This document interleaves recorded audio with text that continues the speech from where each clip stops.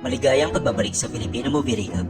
Ikukwento ko sa inyo ang isang action crime film na pinamagatang We Die Young. Now sit back and enjoy the movie.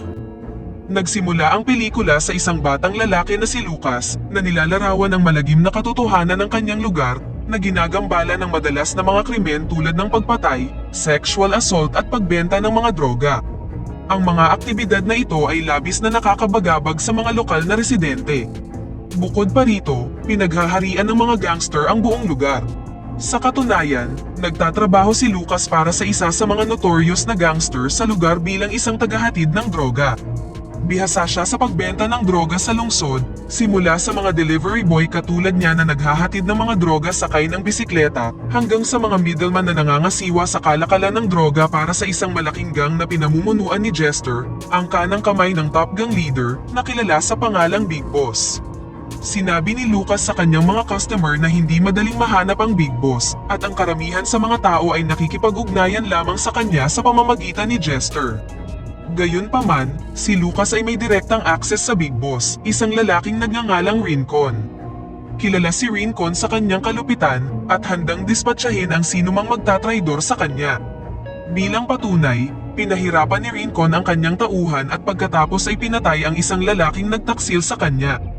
Ginugugol ni Lucas ang kanyang mga araw sa pagbibisikleta at sa paghahatid ng mga order ng droga ni Rincon. Isang araw, nakasalubong niya ang isang regular na customer na nagngangalang Daniel na hindi isang adik ngunit gumagamit ng droga upang malabanan ang matinding depresyon na nagmumula sa kanyang panahon bilang isang sundalo sa Afghanistan. Ang mga nakakakilabot na nangyari sa digmaan ay labis na nakaapekto kay Daniel na humantong upang umasa siya sa mga droga para sa lunas. Hindi rin siya nakakapagsalita dahil sa digmaan, kaya't nakikipag-usap siya kay Lucas gamit ang mga text message sa kanyang telepono. Patuloy na hinihimok ni Daniel si Lucas na umalis sa buhay ng gang at mamuhay tulad ng isang tipikal na teenager na nakatuon sa pag-aaral, ngunit madalas na binabalewala ni Lucas ang kanyang mga payo. Sa sumunod na eksena, ipinakita si Rincon na nakasilip sa bintana at napansin ng isang sasakyan na nakaparada malapit sa kanyang bahay. Nagsuspecha siya na pagmamay-ari ito ng mga FBI agent na sumusubaybay sa kanya. Pagkatapos, pinaalalahanan niya ang kanyang kapatid na babae na maghanda na para sa kanyang nalalapit na kasal. Mula doon, nagtungo si Lucas sa isang matandang lalaki na nagngangalang Carlos upang mangolekta ng bayad para sa mga naibenta ng droga. Ipinaliwanag ni Carlos na mahihirapan siya sa pagbabayad dahil matumal ang benta ng mga prutas, kaya humingi siya ng mas marami pang oras upang makapagbayad. Bilang simpatsya para sa matanda, pumayag si Lucas na i-extend ang deadline sa susunod na linggo at hinikayat si Carlos na magbayad ng maaga upang maiwasan ang galit ni Rincon. Samantala sa bahay ni Rincon, dumating ang isang pari upang pag-usapan ang seremonya ng kasal para sa kapatid ni Rincon.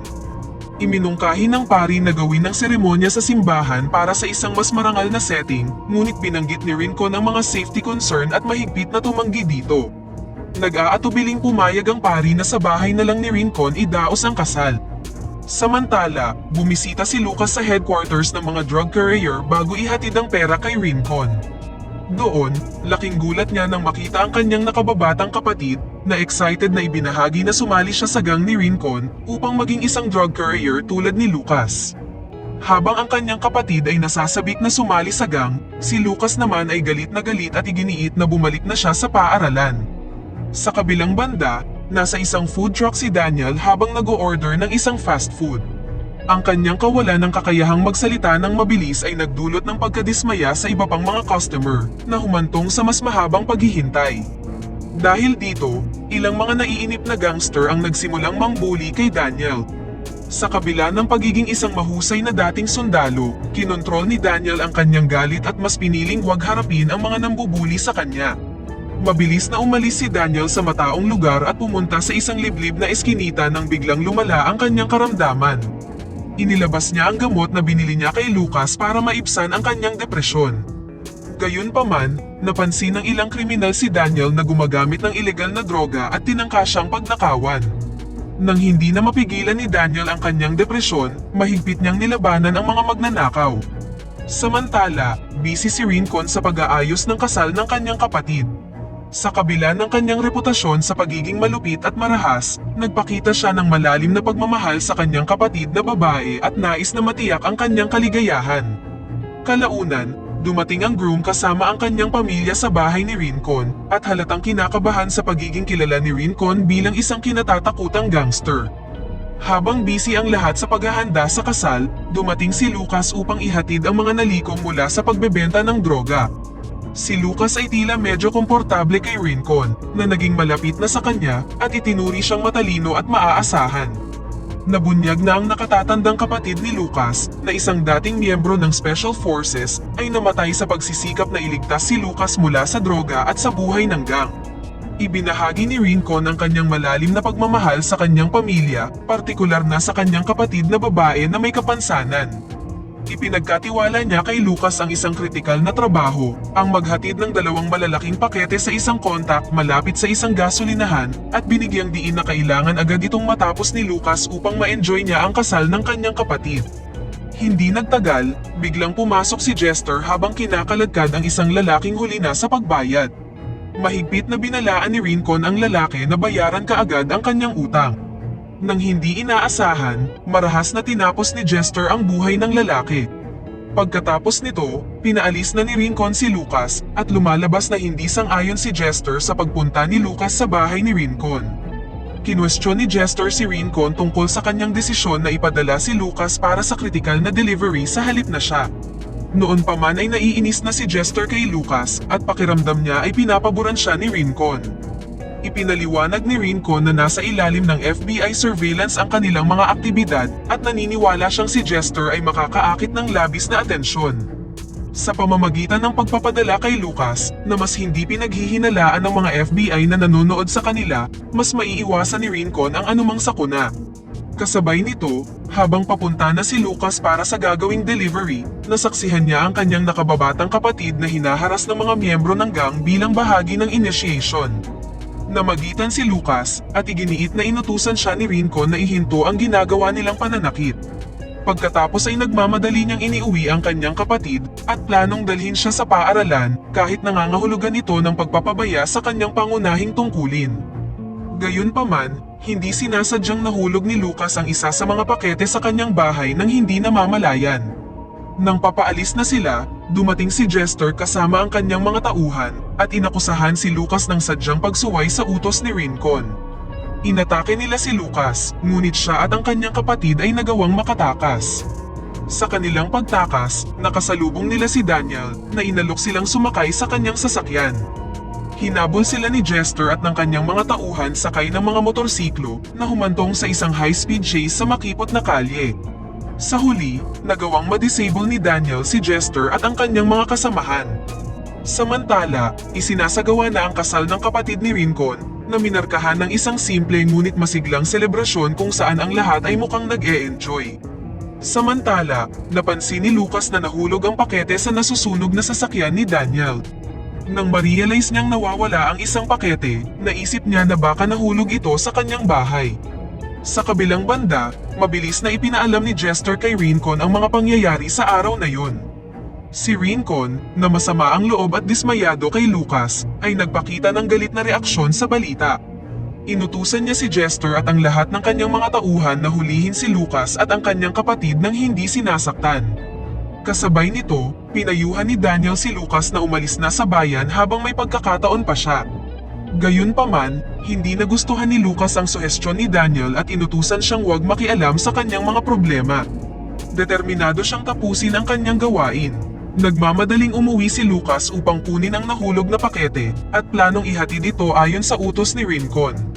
Nang makalabas ng silid si Jester, nilapitan si Rincon ni Spider, ang isa pang gangster boss na dapat natatanggap ng package ni Lucas. Nagtanong si Spider tungkol sa pakete na naglalaman ng malaking halaga ng pera. Pagka-uwi ni Lucas, agad niyang nahanap ang pakete na nakatago sa ilalim ng kanyang kama, kinuha ito, at umalis kasama ang kanyang kapatid. Gayunpaman, naudlot ang mga plano ni Lucas nang traidorin siya ng inakalang kaibigan at ibinigay siya kay Jester at sa kanyang mga tauhan. Pagkatapos nito, dinala si Lucas para iharap kay Rincon. Sa ibang lugar, nang makauwi na si Daniel, nabigla siya nang matuklasang inatake ang kanyang biyenan ni Jester at ng kanyang mga tauhan. Sa galit sa pinsalang idinulot sa kanyang pamilya, nagpa siyang gumanti si Daniel at iligtas si Lucas at ang kanyang kapatid. Pagdating sa bahay ni Rincon, nakipaglaban si Daniel sa dalawang miyembro ng gang ni Rincon. Sa kabila ng pagkatalo niya sa umpisa, ang mga alaala ng kanyang mga nakakatromang karanasan sa Afghanistan ay nagpalakas sa kanyang determinasyon na nagbigay daan sa kanya upang madaig ang isa sa mga tauhan ni Rincon at kunin ang isa bilang hostage. Nang mabatid na sinusubaybayan ng mga FBI agent ang bahay ni Rincon, ginamit ni Daniel ang kanyang hostage para hikayatin ang mga agent na salakayin ang kuta ng mga gangster. Nagresulta ito sa isang matinding barilan na nagdulot ng malaking pinsala sa parehong panig ni Rincon at ng FBI. Sa kasamaang palad, sa panahon ng kaguluhan, napatay ang kapatid ni Rincon sa dapat na kanyang pinakamasayang araw. Sa gitna ng kaguluhan, nabaril si Daniel sa binti habang tinatangkang iligtas si Lucas at ang kanyang kapatid. Sa panahong yun, sinubukang tumakas ni Lucas kasama ang kanyang kapatid. Gayunpaman, kalaunan ay kinumpronta sila ni Jester at tinutukan sila ng baril. Sa sandaling yun, pumagitna si Rincon at pinigilan si Jester na saktan sila. Ipinahayag ni Rincon ang matinding pagkadismaya kay Lucas na noon pa man ay itinuturi na niyang kapatid. Gayunpaman, nang mapaharap sa desisyon na patayin si Lucas, hindi ito kayang gawin ni Rincon at sinabihan si Lucas at ang kanyang kapatid na umalis na doon. Ang ginawa niyang ito ay ikinagalit ni Jester na nakita si Rincon bilang isang mahinang pinuno. Sa pagkainggit sa atensyon at pag-aalaga na natatanggap ni Lucas, nagpa siya si Jester na agawin ang pamumuno ni Rincon at pinatay siya sa pamamagitan ng pagbaril sa kanyang ulo. Habang naghahanda na si Jester na patayin si Lucas at ang kanyang kapatid, pumagitna si Daniel at inalok si Jester ng isang pakete na puno ng pera sa pagtatangkang pakalmahin ang sitwasyon. Gayunpaman, nang matuklasang walang lamang pera ang pakete, naghanda na si Jester na patayin si Daniel. Sa kritikal na sandaling yun, binaril si Jester at napatay ng isa sa mga kaibigan ni Lucas na dating nagtaksil sa kanya. Sa katapusan, umalis na si Lucas at ang kanyang kapatid sa bayan sakay ng tren. Sa kanilang paglalakbay, natuklasan ng kapatid ni Lucas ang malaking halaga ng pera na nakatago sa kanyang bulsa, isang maalalahanin na probisyon mula kay Daniel upang tulungan silang magsimulang muli sa ibang lungsod. Pakipindot naman ang like button kung nagustuhan mo ang pelikula